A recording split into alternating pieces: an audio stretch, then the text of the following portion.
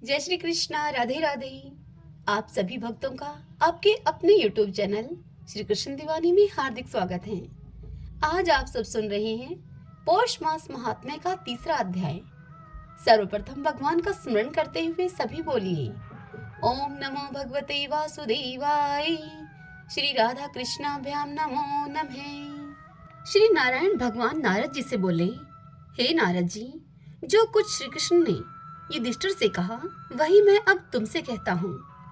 एक समय धर्मराज युधिष्ठिर जुए में दुर्योधन से सब कुछ हार गए, तो द्रौपदी के बालों को पकड़कर दुष्ट दुशासन ने उनके बालों को खींचा और वस्त्र भी उनके पकड़कर खींचे। तो श्री कृष्ण भगवान ने द्रौपदी की रक्षा की। उसके पश्चात युधिष्ठिर आदि राज्य को छोड़कर काम्यक वन को चले गए।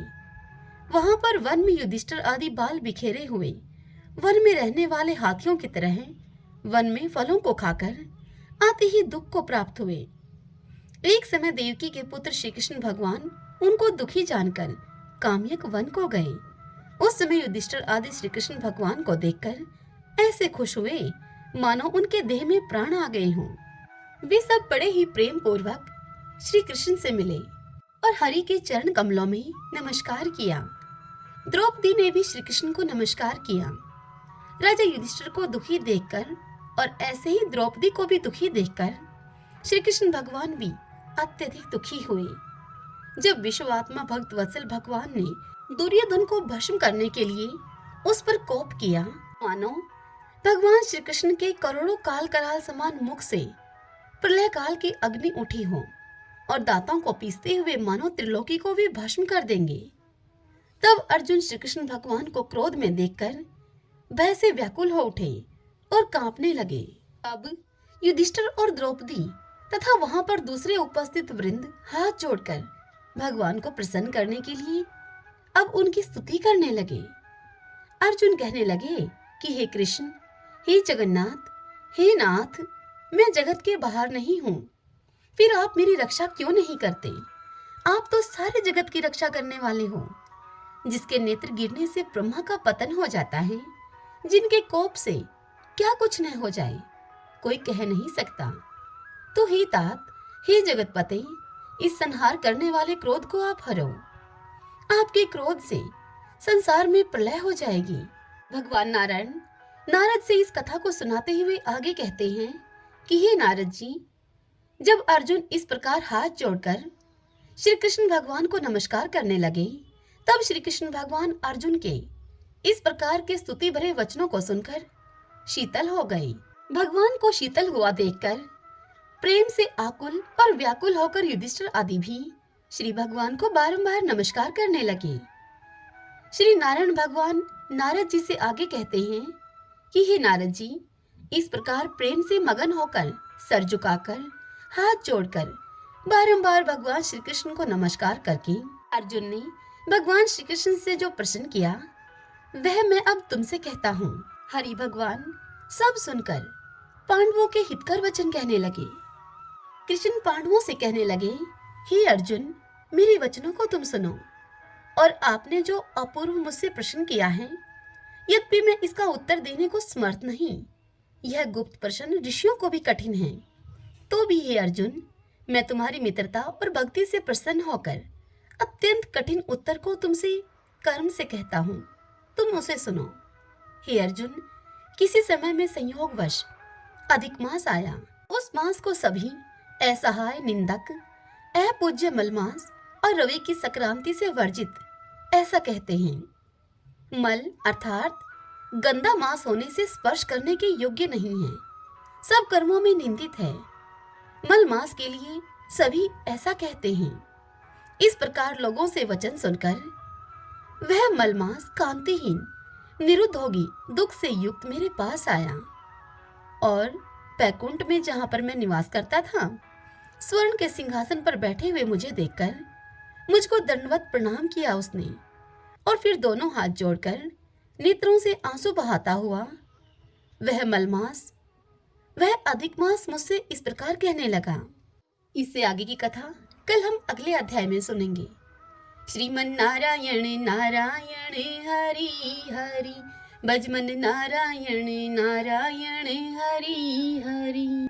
शौती कहते हैं, हे शौनक जी, तत्पश्चात श्री कृष्ण की जीवा के अग्रभाग से शुद्ध सैफटी के समान उज्जवल वर्ण वाली एक मनोहारिणी देवी का प्रादुर्भाव हुआ, जो सफेद साड़ी पहने हुए और सब प्रकार के आभूषणों से विभूषित थी और हाथ में जपमाला लिए हुए थी। उन्हें सावित्री कहा गया है। साध्वी सावित्री ने सामने खड़ी होकर हाथ जोड़कर बड़े भक्ति भाव से मस्तक झुकाकर सनातन पर ब्रह्मा श्री कृष्ण का सत्वन आरंभ किया। सत्वन करते हुए सावित्री बोली, हे भगवान, आप सबके बीज आदि कारण हैं। सनातन ब्रह्मा ज्योति हैं आप, परात्पर निर्विकार एवं निरंजन ब्रह्मा हैं। आप श्याम सुंदर श्री कृष्ण को मैं नमस्कार करती हूँ। यूं कहकर मंद मंद मुस्कुराती हुई वेदमाता सावित्री देवी श्री हरि को पुनः प्रणाम करके श्रेष्ठ रतन में सिंहासन पर आसीन हुई। तत्पश्चात परमात्मा श्री कृष्ण के मानस से एक पुरुष प्रकट हुआ, जो तपाए हुए स्वर्ण के समान कांतिमान था। 5 बाणों के द्वारा समस्त कामियों के मन को मथ डालता है, इसीलिए मनीषी पुरुष उसका नाम मनमत कहते हैं। उस कामदेव के वाम पार्श्व से एक श्रेष्ठ कामिनी उत्पन्न हुई, जो कि परम सुंदरी और सबके मन को मोह लेने वाली थी। मंद मंद मुस्कुराती हुई उस सती को देखकर समस्त प्राणियों की उसमें रति हो गई, इसलिए मनीषी पुरुषों ने उसका नाम रति रख दिया।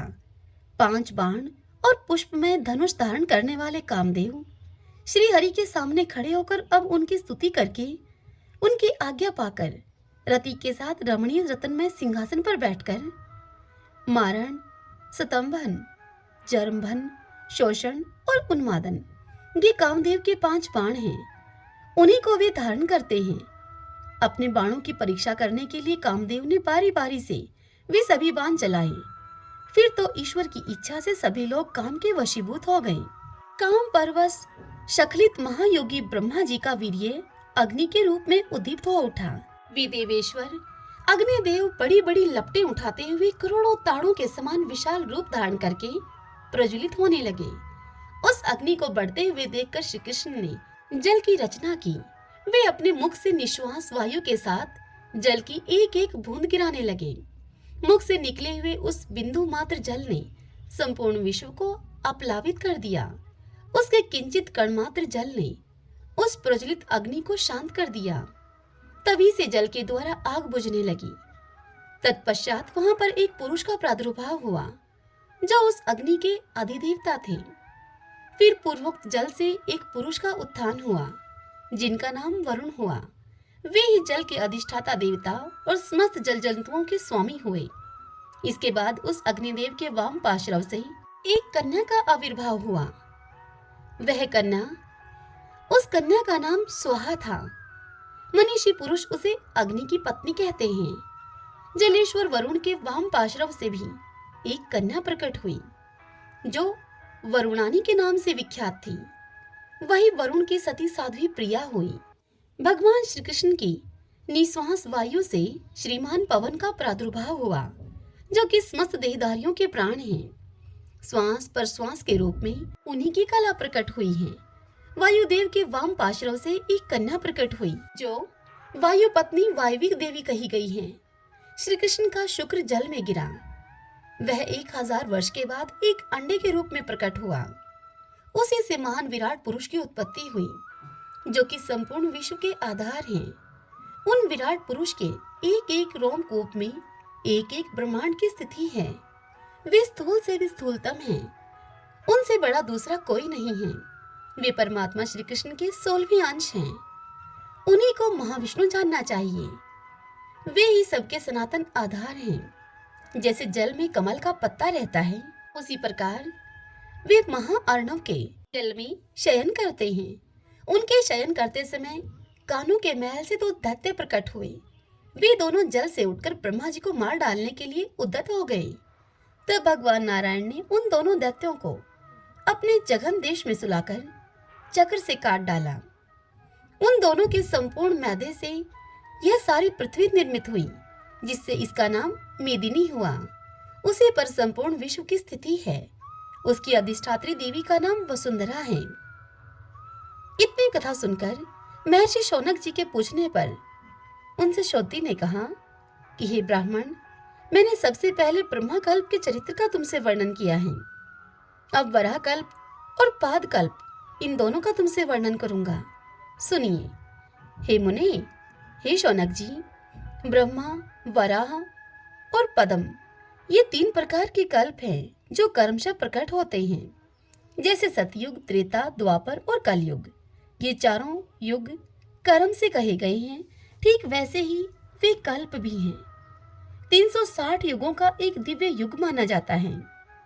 71 दिव्य युगों का एक मनवंतर होता है। 14 मनुओं के व्यतीत हो जाने पर ब्रह्मा जी का एक दिन होता है।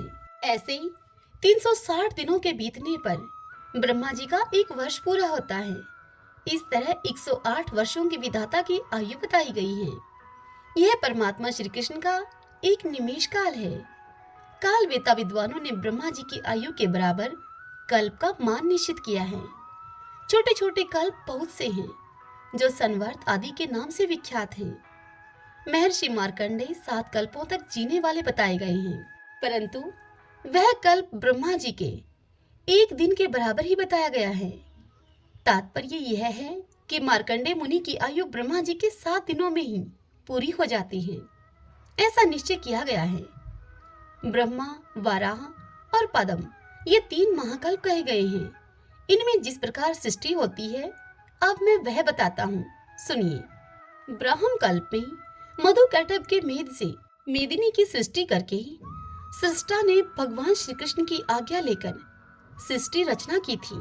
फिर वराह कल्प में जब पृथ्वी इकार्णों के जल में डूब गई थी, वराह रूपधारी भगवान विष्णु के द्वारा अत्यंत प्रतन पूर्वक रसातल से उसका उद्धार करवाया और सृष्टि की रचना की।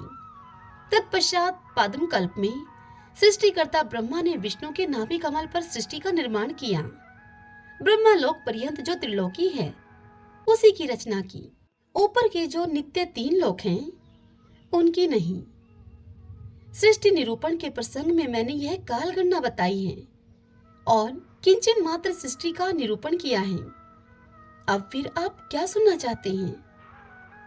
तब शौनक जी ने पूछा श्रोती से कि हे सूत नंदन, अब यह बताइए कि गोलोक में सर्वव्यापी महान परमात्मा गोलोकनाथ ने इन नारायण आदि की सृष्टि करके फिर क्या किया?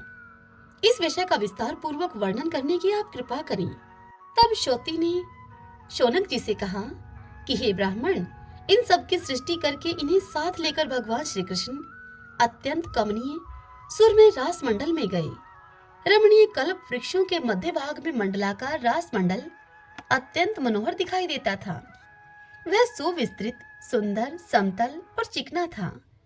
चंदन, कस्तूरी, अगर और कुमकुम से उसको सजाया गया था। उस पर दही, लावा, सफेद धान और दुर्वादल बिखेरे गए थे। रेशमी सूत में गुथे हुए नूतन चंदन पल्लवों की बंधनवारों और केले के खंभों के द्वारा वह चारों ओर से घिरा हुआ था।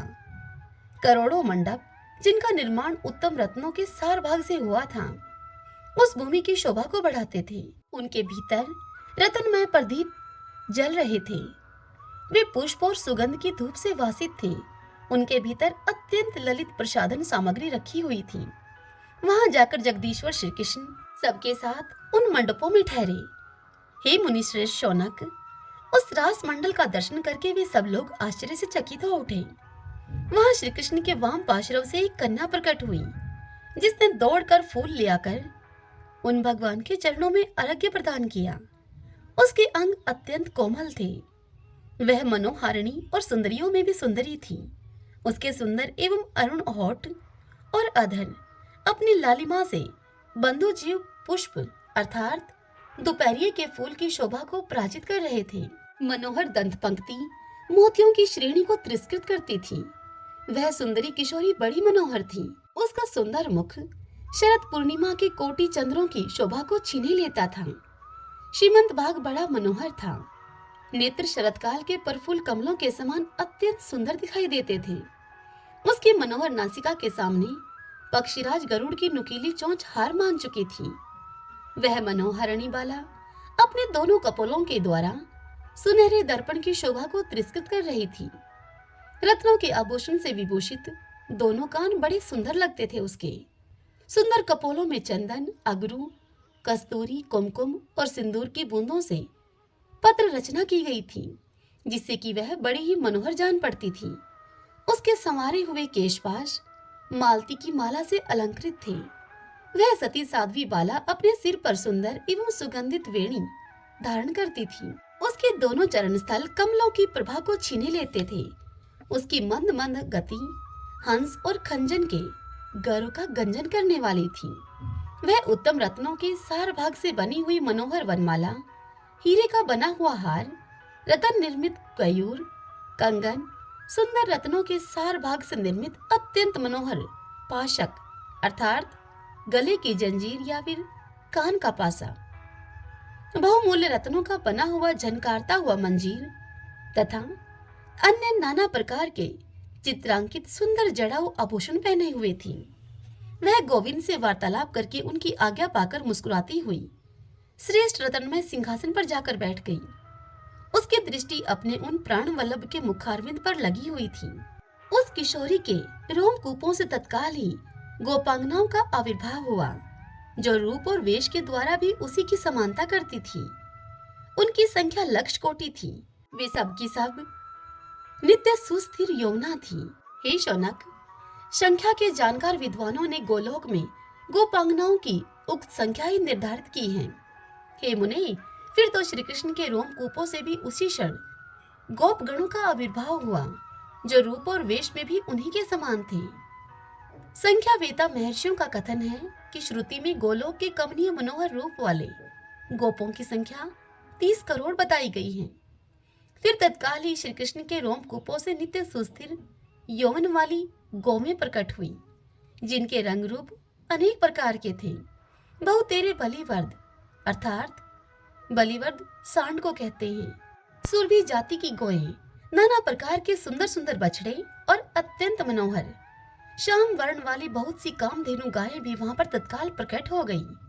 उनमें से एक मनोहर बलिवर्द को अर्थात सांड को, जो करोड़ों सिंहों के समान बलशाली था, श्री कृष्ण भगवान ने शिव को सवारी के लिए दे दिया। तत्पश्चात श्री कृष्ण के चरणों के नख छिद्रों से सहसा मनोहर हंस पंक्ति प्रकट हुई।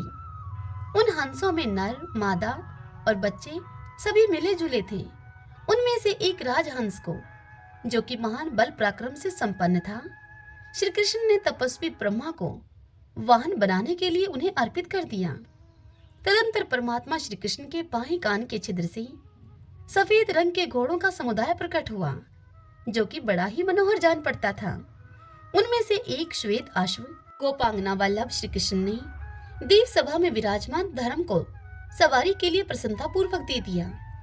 फिर उन परम पुरुष के दाहिने कान के छिद्र से उस देव सभा के भीतर ही महान बलवान और पराक्रमी सिंहों की श्रेणी प्रकट हुई। श्री कृष्ण ने उनमें से एक सिंह, जो कि बहुमूल्य श्रेष्ठ हार से अलंकृत था, बड़े ही आदर भाव के साथ प्रकृति अर्थात दुर्गा देवी को अर्पित कर दिया। उन्हें वही सिंह दिया गया जिस सिंह को वह लेना चाहती थी। इसके बाद हे शौनक, योगेश्वर श्री कृष्ण भगवान ने योग बल से 5 रथों का निर्माण किया।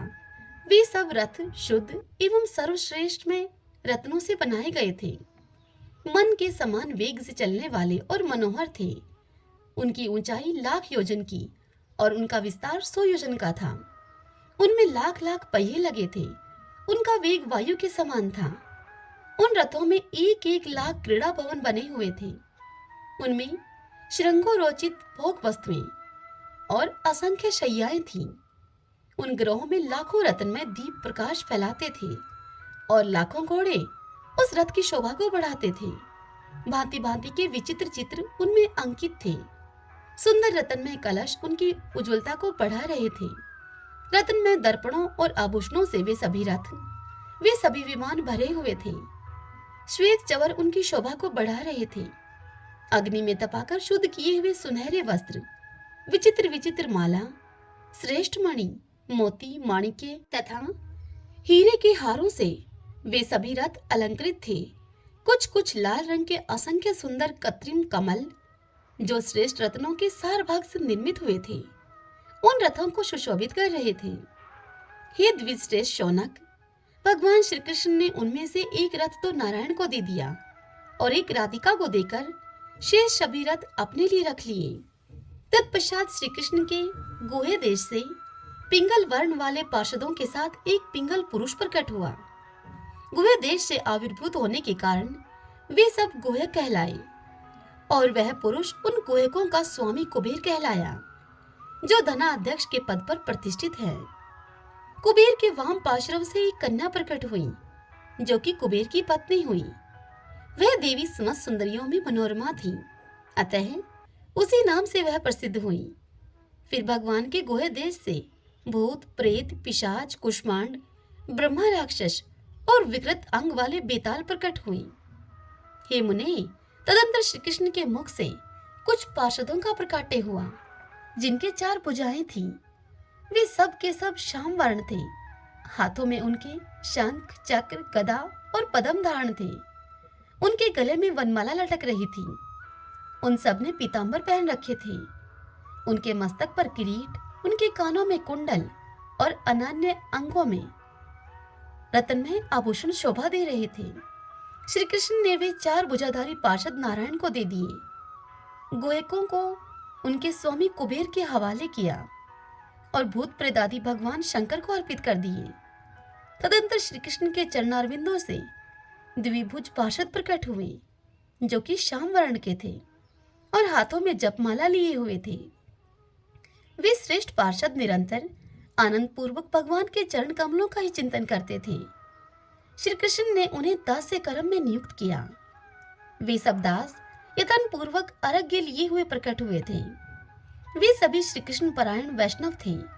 उनके सारे अंग पुलकित थे, नेत्रों से अश्रु झर रहे थे उनके, और उनकी वाणी गदगद थी।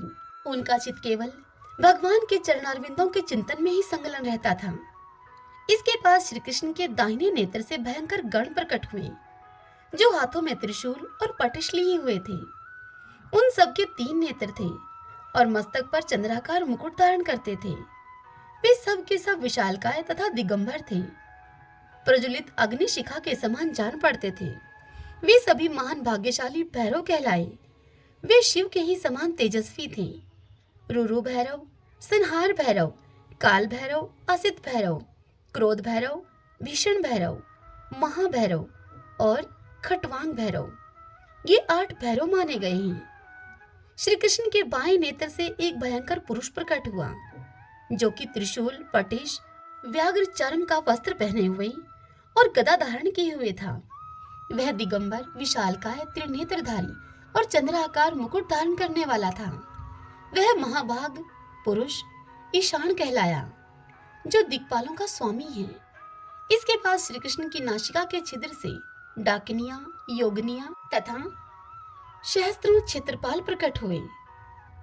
इनके सिवा उन परम पुरुष के पृष्ठ देश से सहसा 3 करोड़ श्रेष्ठ देवताओं का प्रादुर्भाव हुआ, जो दिव्य मूर्तिधारी थे। इससे आगे की कथा कल हम अगले अध्याय में सुनेंगे। श्रीमन नारायण नारायण हरि हरि, भजमन नारायण नारायण हरि हरि। लक्ष्मी जी की कथा। एक ब्राह्मण था, वह रोज पीपल में जल चढ़ाता था। पीपल में से रोज एक लड़की कहती थी कि पिताजी, मैं तुम्हारे साथ चलूंगी। यह विचार करके ब्राह्मण अब सूखने लगा। तब ब्राह्मणी बोली कि तुम्हें क्या हुआ है, तुम क्यों सूख रहे हो? तब ब्राह्मण बोला कि पीपल में से एक लड़की रोज मुझे कहती है कि पिताजी, मैं तुम्हारे साथ चलूंगी। ब्राह्मण की सारी बात सुनकर ब्राह्मणी उससे बोली कि तुम उसे कल ले आना। जहां हमारे 6 लड़कियां हैं, वहां 7वीं भी सही, वह अपना भाग्य लेकर आएगी। आप ले आना उसे अपने साथ, अगर वह आपको फिर से बोलती है। अब दूसरे दिन ब्राह्मण जब पूजा करने के लिए पीपल के पास गया, तब वह लड़की फिर से ब्राह्मण से बोली कि बाबा, मैं तुम्हारे साथ चलूंगी। तब वह ब्राह्मण उसे कहने लगा, हाँ चलो। और ब्राह्मण उस लड़की को अपने साथ अपने घर ले आया। अब ब्राह्मण आटा मांगने के लिए गया, तो उस दिन उस ब्राह्मण को थैला भर के आटा मिला। ब्राह्मणी आटा छानने लगी, तो वह लड़की बोली कि माँ, आटा मैं छानूंगी। तब ब्राह्मणी ने उसे कहा कि ना बेटी पावनी, अगर तुम आटा छानेगी तो तू धोली धोली हो जाएगी। तब लड़की बोली कि नहीं माँ, आटा तो मैं ही छानूंगी। जब वह लड़की आटा छानने लगी तो पूरी परात भर गई। जब ब्राह्मणी खाना बनाने लगी तो वह लड़की फिर से बोली कि माँ खाना मैं बनाऊंगी। तब ब्राह्मणी बोली कि ना बेटी, तेरी उंगली जल जाएंगी। तब वह लड़की बोली कि नहीं माँ, खाना तो मैं ही बनाऊंगी। अब वह लड़की रसोई में गई तो उसने 36 प्रकार के भोजन बनाए और फिर उसने सभी को पेट भर के खाना खिला दिया। वे और दिन तो भूखे रहते थे, परंतु उस दिन सभी ने पेट भर के खाना खाया। अब ब्राह्मणी का भाई आया तो वह कहने लगा अपनी बहन से कि जीजी, मुझे तो भूख लगी है, मैं रोटी खाऊंगा। तब ब्राह्मणी सोचने लगी कि अब तो सभी ने खाना खा लिया है, कुछ बचा भी नहीं होगा, अब इसे खाना कहाँ से खिलाऊंगी। तब लड़की अपनी माँ से बोली कि माँ, क्या बात है। तब ब्राह्मणी ने कहा कि बेटी, तेरा मामा आया है, वह खाना खाएगा। तब लड़की रसोई में गई, उसने 36 प्रकार के भोजन बनाए और मामा को भी जिमा दिया।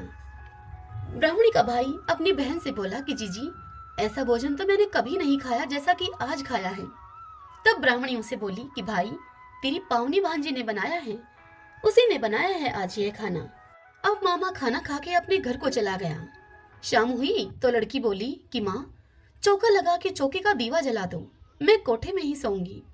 तब ब्राह्मणी बोली कि ना बेटी, तू डर जाएगी, कोठे में अंधेरा है। तब लड़की बोली कि नहीं माँ, मैं तो कोठे में ही सोऊंगी। अब वह लड़की कोठे में सो गई।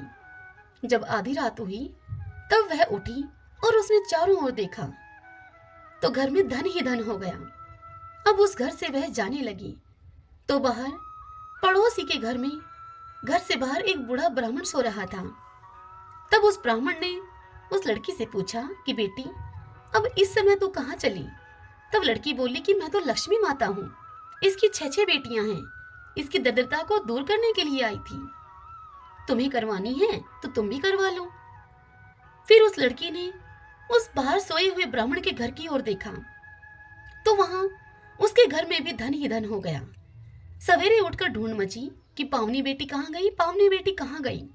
तब वह पड़ोस का ब्राह्मण बोला, हे भाई, वह तो लक्ष्मी माता थी, तेरे साथ साथ मेरी भी दरिद्रता दूर कर गई। जिस प्रकार लक्ष्मी माता ने उस गरीब ब्राह्मण की दरिद्रता को दूर किया, वैसे ही सबकी गरीबी को दूर करे, सबकी दरिद्रता को दूर करे। भगवान श्री कृष्ण को 16 कलाओं से संपन्न माना जाता है, तो आइए उन्हें प्रसन्न करने के लिए उनकी इन 16 कलाओं की स्तुति करने के लिए मधुराष्टकम का श्रवण करें। इस पाठ की नित्य नियमित स्तुति करने से अन्न, धन, पुत्र और वैभव की प्राप्ति होती है।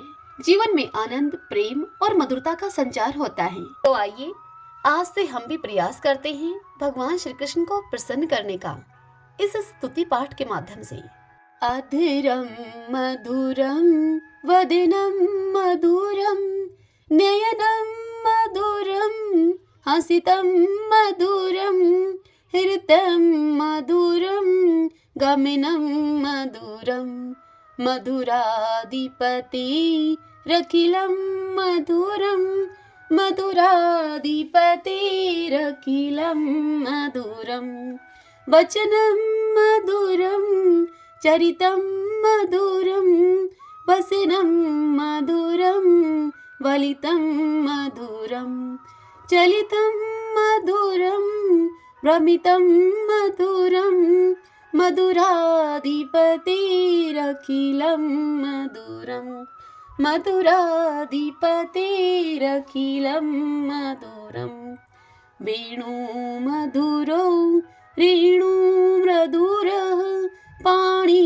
मधुरः पादो मधुरो नृत्यं मधुरं संख्यं मधुरं मधुराधिपतिरखिलं मधुरं मधुराधिपतिरखिलं मधुरं गीतं मधुरं पीतं मधुरं भुक्तं मधुरं सुप्तं मधुरं रूपं मधुरं तिलकं मधुरं मधुराधिपतिरखिलं मधुरं मधुराधिपतिरखिलं मधुरं तरणं मधुरं तरणं मधुरं हरिणं मधुरं स्मरणं मधुरं वमितं मधुरं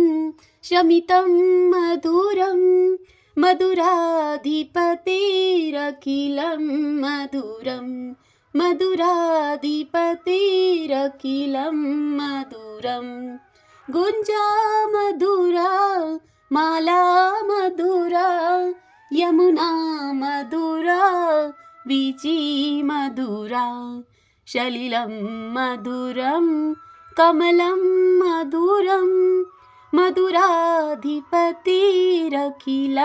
मधुरं मधुराधिपतिरखिलं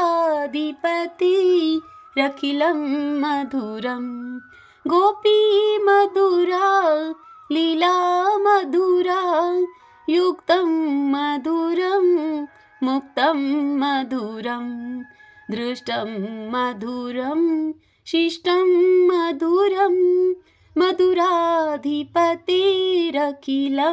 मधुरं मधुराधिपतिरखिलं मधुरं गोपा मधुरा गाओ मधुरा यष्टिर्मधुरा सृष्टिर्मधुरा दलितं मधुरं फलितं मधुरं मधुराधिपतिरखिलं मधुरं मधुराधिपतिरखिलं मधुरं। आज की यह कथा आपको कैसी लगी? कमेंट बॉक्स में जय श्री कृष्णा लिख के आप मुझे अवश्य बताइए। और यदि पसंद आई हो तो वीडियो को लाइक करें। और इसी के साथ यदि आप मुझे पहली बार सुन रहे हैं तो फिर आप हमारे इस चैनल श्री कृष्ण दीवानी को सब्सक्राइब कर लीजिए। बेल आइकन के बटन को भी दबा लीजिएगा ताकि आपको हमारे आने वाले नए वीडियोस की सभी जानकारी, सभी नोटिफिकेशन समय से मिल सके। हरे कृष्णा।